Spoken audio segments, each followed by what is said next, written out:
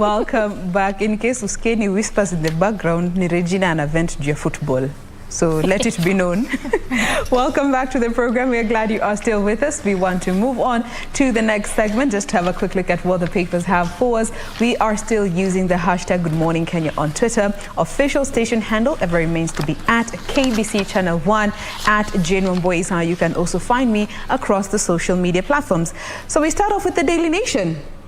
You can see the main read there, Raila Kalonzo team plot a mega alliance. And before we even get to the main read, the story here on just below the header is a story that I think is in almost all the dailies, where Joho's wife files for divorce. All right, citing desertion, Mombasa Governor Ali Hassan Joho's wife, Miss Medina, seeks to end their union, and the Kadhi Courts gives the county boss 14 days to file a response, failure to which a judgment will be rendered. Either way, whether he responds or not, the judgment will be rendered after this 14 days lapse. We'll be getting to the details in a bit, but coming to this main read, Raila Kalonzo team plot mega alliance. The Azimio la Umoja movement and OCA, they have formed a committee which is said to be in the process of hammering out a unity deal, okay? So they say that this particular pact and coalition deal will be finalized on the 28th of February. That is when that is the date when OCA team will deposit the coalition agreement with the registrar of political parties, and from there we will know, because as it stands, they are very tight-lipped when it comes to this conversation. But what is, rather seems to be in the public domain, is that should there be an alliance between OCA and the Azimio la Umoja team, Raila Odinga will be the expected flag bearer, and then the OCA principals will have positions coming in as, the deputies, with Kalonzo Musyoka being given precedence since the exit of Musalia Mudavadi. Now, still keeping up with politics, Ruto has 52 days to quit Jubilee. 52 days. The countdown has begun with the Deputy President William Ruto and all MPs allied to him that are still in the Jubilee Party. They have until the 26th of March to formally resign, or rather quit Jubilee, and formally identify with UDA. This brings a whole other ballgame when it comes to the Political Parties Act, and also what the Constitution says when it comes to the, when you leave a party that sponsored you for the current position you are in, given we have set about 5 months to the general elections. It's a whole ballgame that is seemingly a dilemma for some of these members. This next story is quite interesting. Be wary of those girls with long artificial nails. Are we together? Be wary of those girls with long artificial nails. Why? Because sasa zimekuwa storage unit. Zimekuwa storage unit. This is the story that I do believe you have also interacted with on the socials. It's an ongoing case that the DCI is looking to, where a gentleman was robbed of money and other valuables, totally estimated to about 600,000 Kenya shillings. Details in just a bit. Do stay with us. Stephanie?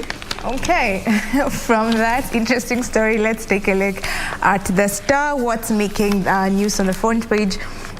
We have so much going on, and making the main read is live streaming of polls results to be scrapped, and that is in the proposed bill that is there, and they're saying that the proposed changes also seek to do away with the live streaming of elections. Under the current law, the IEBC is under obligation to establish a mechanism for live streaming of results as announced at the polling station for purposes of public information. However, they say that the live streaming failed in 2017 and steadily showed President Uhuru Kenyatta leading Raila by a consistent margin. Not much has been said about that, but if this bill is passed, then there won't be live streaming of results as we are used to. Also, there's some other changes that are there with this amendment. Some are that.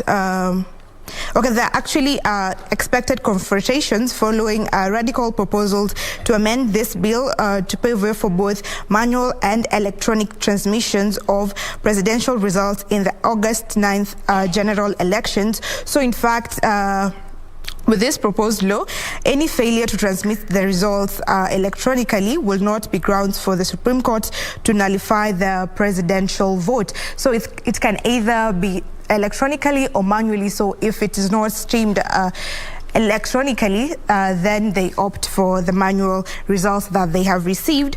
And the election bill again means that the IBC officials would be allowed to use the manual registers where Kim's kits fail. So this is another one. So in case the kits fail, they're allowed to use the manual registers.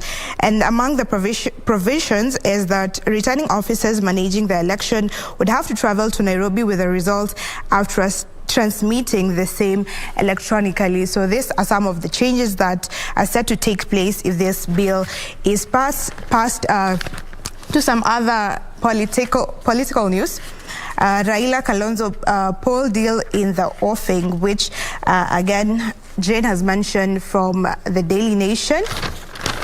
On page 3, we see something comical there, a cartoon where we have the Oka leaders, and it says fixing the screw. Basically, it shows down there's the NC leader Musalia Mudavadi and Moses Wetangula, the Ford Kenya leader, being replaced by Martha Karua, the NARC Kenya leader, and Cyrus Jirongo, the United Democratic Party leader. Yeah, so Balmoja and Chomeka, you find another replacement, and life moves on. Life goes on. Life goes on. So to some other story, away from politics, we have that on page 2. Patients begging for my blood. Inspired donation drive. This is by Emilio Kinyua, who faced a disturbing choice to make late last year. That was in November when he visited Kenyatta National Hospital, and patients were begging for his blood left, right, and center. And this was because last year the blood banks have been this was November last year. Kenya's blood banks have been running nearly dry since 2019, when the U.S. President Emergency Plan for AIDS Relief stopped funding the Kenya National Blood Transmission Services. Then when COVID-19 struck in 2020, the country sank to its worst blood shortage in more than a decade. This was the reason why. So in case you have a blood type, especially O negative like Kinyua's, it really helps patients, and it's also good to know which blood type you have, so that in case of an emergency, it will be easier to get service. These are just some of the stories making the front page. More, we'll get into more when we get to details. Doreen, to you. All right, so let's start from that story on what the state is proposing. Yes, I know it was mentioned in the Star, but just to some further details, if at all this bill actually gets to become law. According to the originators, the ultimate goal of an election is to ensure the electorate choose their preferred leaders in a free and fair environment, and this becomes an important aspect of free and fair elections. And also they say that the bill seeks to safeguard the transmission of the presidential results from the polling station to the National Tallying Center. So if at all it gets to become law, it only means that aside from a banning of live streaming of presidential results either by TV or online platforms, the other two factors will also be put into consideration. And again, public servants guidelines for registration ahead of February 8th, that is by next week, Tuesday, whereby public servants inclusive of CAS, principal secretaries and other senior government officials entrusted to run for this year's general elections are expected to have left their offices, if at all they intend to do so. This is as mentioned by Kinyua. That is as mentioned by Kinyua, and also this is specific to those public servants. And further on, continue to say that designated officers like president, deputy president, senators, MPs, and MCAs are exempted from these sections, whereby they're allowed to continue serving in their various posts up until the next government comes into place. So that is Joseph Kinyua, the head of public service, who has mentioned that. So it means that for public servants, as I've mentioned there, they only have, if I can say, is it 2 or 3 working days for them to resign, if at all they intend to vie for elective positions. And to this story, which was also there on the news briefs this morning, whereby the state is just trying to ensure they look for ways to mitigate the drought in various counties here in the country. So far, they've put up a raft of measures, and as it was mentioned by the spokesperson, that is Colonel Cyrus Oguna, part of those measures also include cash transfers in at least a number of counties. Among them, the 23 counties which have been affected by drought. As we speak so far, there's cash transfers in those particular counties, as well as various other raft of measures that they've put in place up until the next season of rain, because of the drought that has been affecting Kenyans in those various counties. And also, it's a reprieve for mentally ill convicts. This is just a ruling that was given by Justice Anthony Mirima, whereby it says for those who have been convicted and they have been assessed to have any mental complications, then it just means that this is considered as a form of disability, and that means that the case needs to halt and stop there up until they are stabilized mentally. This was a petition that was put forth by some convicts, and as Justice Anthony Mirima said that in a judgment, and he ruled that any accused person who comes forth with any form of mental illness, then they are considered as a form of disability, and of course that particular case stops at that point up until they're fully assessed and well taken care of. So even as that is ongoing, NEMA orders for closure of Kiamaiko area, whereby there's been a lot of push and pull between NEMA and traders there. And so NEMA says when it gets to March, I think that is the first week of March, the traders need to have closed that particular area. But traders say that they have been operating in that area since post-independence.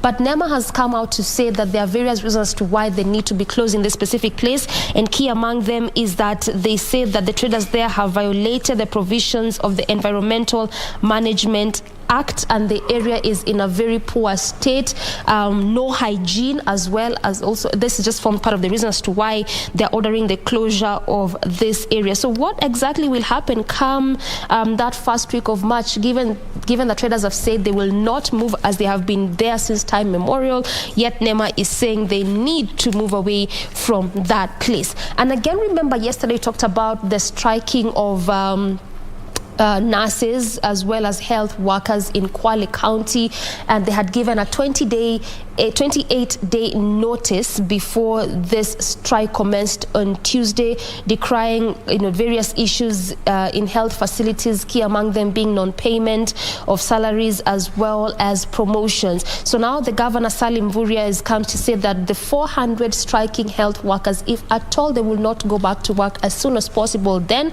they risk losing their jobs. And he also says that he does not understand why the health workers went on strike, yet given the kind of issues they had put forth, they had agreed that all of that will be sought come February 20th, and it's not yet February 20th. But on the flip, the striking health workers are still saying that they will continue with their strike. So even as the strike is happening in Kwale County as it pertains to health workers, the same is also happening in Eldoret, where lecturers at Moi University School of Medicine have vowed to continue with their strike. Actually, as of today, it marks 60th day of that ongoing strike. And remember that these same lecturers also work at MTRH, that is the Moi Teaching and Referral Hospital, and also for them they had various issues that they had put forth as to why they went on strike. Key among them, obviously, just again like what is happening in Kwale, there's issues to do with promotion, understaffing, non-remittance of statutory third-party deductions, as well as various other issues. So that has been happening for the past 2 months, and it's still ongoing. And away from that, Registrar of Political Parties Nderitu says that for those wanting or wishing to switch parties, they have up until March 26th. Remember that this has been a season and a time of switching of parties, shift. We have been seeing a lot of defections to various political parties coming up and joining and forming of different coalitions, but that is only going to happen between now and March 26th. And she further went on to say that it implies that if you are a president, deputy president, governor, deputy governor, member of parliament, or even MCA, or you are an elected leader on another party ticket, and you want to change that, then you have up until March 26th, because it only means that after that you will not be able to change any political party, and it only means that you'll go at it you'll go actually at it with the political party that you will have been in as up until that time. And to some business news now, there's excitement as the new Luke Kibuye Market Phase 1 reopens. This is, as was mentioned by the Kisumu Governor Anyang' Nyong'o, whereby more than 3,000 traders at that particular market are said to benefit from that. And even as he was speaking on that, he further on went to launch the Phase 2 of that market, which will cost about 185 million Kenyan shillings and will take an additional of 1,500 traders. Regina. Now, the Standard has matters of, politics and a little bit of business. So let's do a quick overview. Now, the bill seeking to return, voting system last used in 2007, and this is talking about, the manual voter identification and transmission of poll results. We all remember that dark general election, the post-election violence of 2007, 2008 there. And one of the reasons, or rather the reasons why we got to that place was because of anomalies that were cited. Some arrows took too long to turn up at the National Tallying Center. And so the law was crafted to ensure these results were electronically relayed to the National Tallying Center to avoid such delays. However, now there's a push by the state, actually through a state-sponsored bill that was tabled at the floor of the House yesterday by Majority Leader Amos Kemunya. Now, Clause 21 seeks to amend Section 44A of the Act to provide the Selection Act to provide for complementary mechanism for voter identification and transmission of election. Now, part of the implication of the provision is that now returning officers managing the polls would have to physically deliver election results to the National Tallying Center. Further implications indicate that failure of the electronic transmission cannot be a basis, to challenge the outcome of the presidential election. Why are we saying this? We saw what happened in 2017, where the issue of, the failed or stalled electronic transmission of the election results formed the basis of the challenging of the re-election of President Uhuru Kenyatta at the Supreme Court. So which way will we take when it comes to matters of election? Well, this is bound to bring a lot, it's going to be a push and pull on the floor of the House, so to speak. Acrimonious kind of session is in the offing in regard to this matter, with lessons learned in 2007, amendments to the law to have electronic transmission. Now we want complementary. We are going to have electronic as well as manual. So which way, we will soon know. That is a story that has taken center stage on the front page of this particular daily. Then also the issue of political alignment and pacts, so to speak. So yesterday, KANU Chairman Gideon Moi, as well as Wiper Kalonzo Musyoka, as well as Martha Karua na Kenya, and Cyrus Njirongo of UDP have signed a pact. In a twist of events, also, report indicates that a registrar of political parties states that we do not have a political coalition that has been registered since 2017 and has gone further to give a deadline that is March. That is what has been captured on the front page. And rather, there's a human interest angle here with, TSC reprieve that monies are going to be disbursed to help in, recruitment and refresher training of teachers. Remember, we are transiting from the 844 system already in the CBC there. So each of the 340,000 teachers will undertake a mandatory professional course, and they'll be required to take a total of 5 within a span of 30 years. Teachers had come out to say that, governments need to chip in. The training will target teachers for languages in grade 1, 2, and 3. It will also target training of secondary school heads and departments in CBC and school administrators in primary and secondary school. So before we end matters in the headlines, which should be in the next few minutes, I'd want to also highlight matters of the economy, given what the supplementary had in store for us. It seems that now, when you're talking about 2022-2023 financial year, it's bound to be a tough year yet for Kenyans, because Kenya is going to borrow at least 1.003 trillion shillings.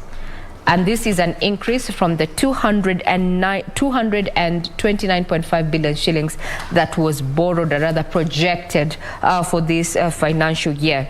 So up until June, we're going to borrow, and a majority of this is going to be funded by foreign, externally, so to speak, external borrowing. So by the end of June, we'll have borrowed 352.4 billion shillings, and this is an increase from 267.3 billion shillings. Some of the areas that are going to benefit include state-owned corporations or enterprises that are in the red, and one of them being the national carrier. We also have public universities that are going to get a total of 8.5 billion shillings. Therein, we also have the Kenya Power, a tune of 3.3 billion shillings. All further details of this and so much more are also available on our website, so you might as well log in there.